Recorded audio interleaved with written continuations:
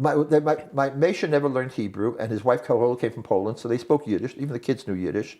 But it was funny because I spoke American Yiddish. So when my mother had written a letter to them telling about saying, "Ich habe a 4-room apartment." But in Hebrew, in Israel they say, "Ich habe a 4 Zimmer." You know, so not room apartment, but a dire, and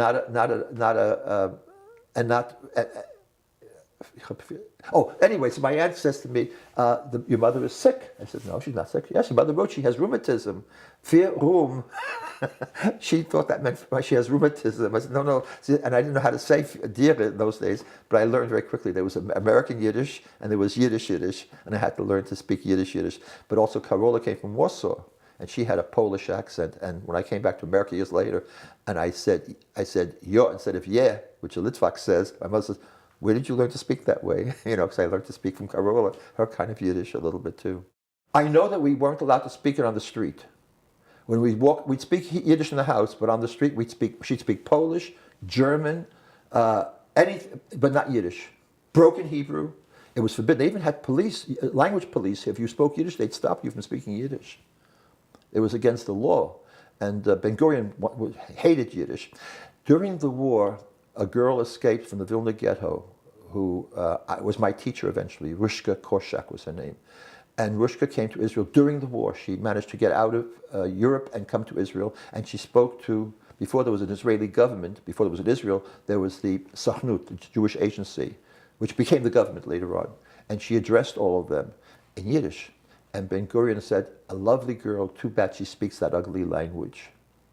He hated Yiddish, and he had laws passed not to allow Yiddish theater, Yiddish newspapers, Yiddish speaking on the street. They would actually accost you on the street if you spoke Yiddish. One day I was walking with my aunt down the street, and she ran into a neighbor who obviously had a new baby carriage and a new grandchild.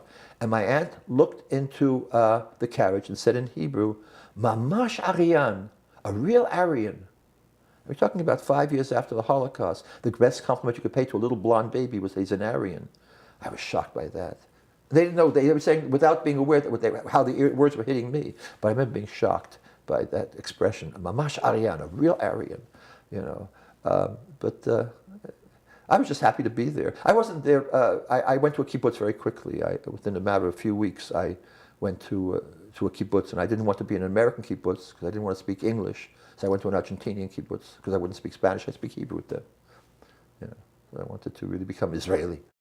How did your relationship with Yiddish evolve or change while in Israel?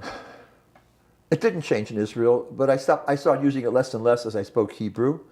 And it really, when I came to America, when I came back, I lost my citizenship, so I couldn't come back to America. It was during McCarthy days, because they said I was a communist, and I was a socialist, but not a communist. So I went to Canada. I went to a lot of places, but I finally ended up in Canada. And in Canada, I taught Hebrew, and then the whole story.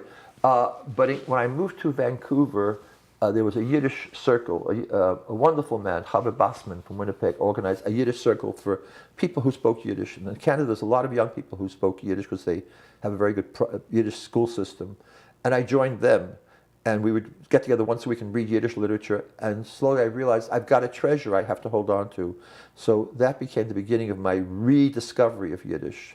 You know, because even my mother, who always spoke to it in Yiddish, now when I came back from Israel 8 years later, with television, she was reading American back. She had learned English.